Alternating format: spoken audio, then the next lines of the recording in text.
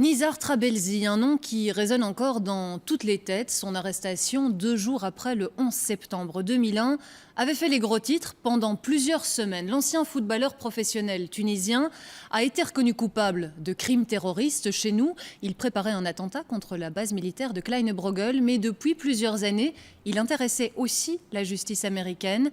Après plusieurs tergiversations, la Belgique a finalement décidé de l'extrader. Justine Katz. Mariam ne montrera pas son visage. Elle est la compagne de Nizar Trabelsi depuis 3 ans. Hier encore, elle lui rendait visite en prison. Mais ce midi, c'est la presse qui lui a appris l'extradition de son compagnon vers les États-Unis. On était ensemble hier.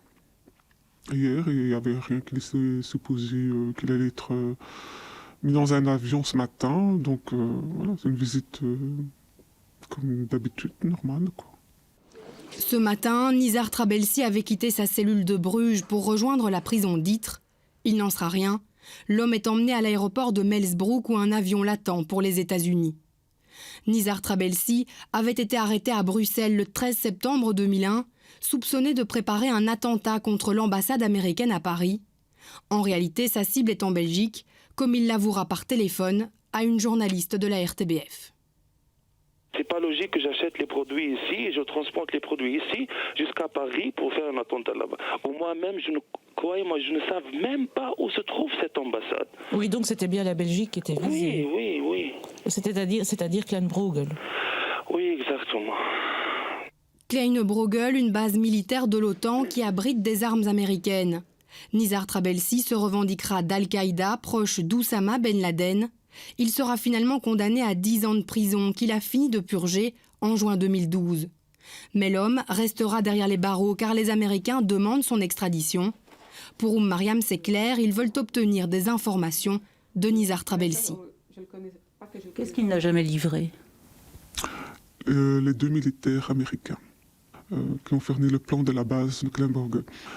Donc il a obtenu ce plan, il a payé $50 000 pour les avoir à 2 militaires américains. Est-ce qu'ils travaillent encore, sont encore en fonction, etc. J'en sais rien. Nizar Trabelsi et ses avocats se sont toujours opposés à cette extradition. Selon eux, l'homme risquerait la prison à vie et des traitements inhumains et dégradants. Ils ont actionné tous les moyens de recours possibles, mais aujourd'hui, le Conseil des ministres a autorisé son départ et avancé les garanties données par les Américains.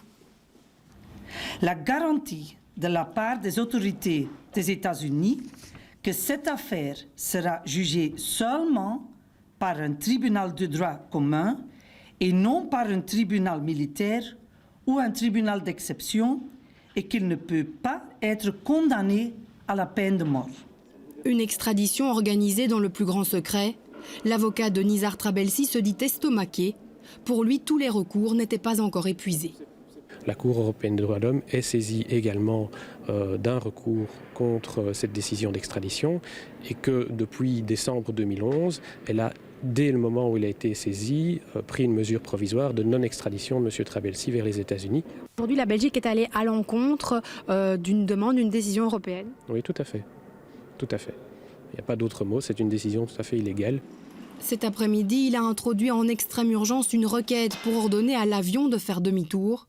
Il envisage également d'attaquer l'État belge en justice contre cette extradition qu'il juge irrégulière.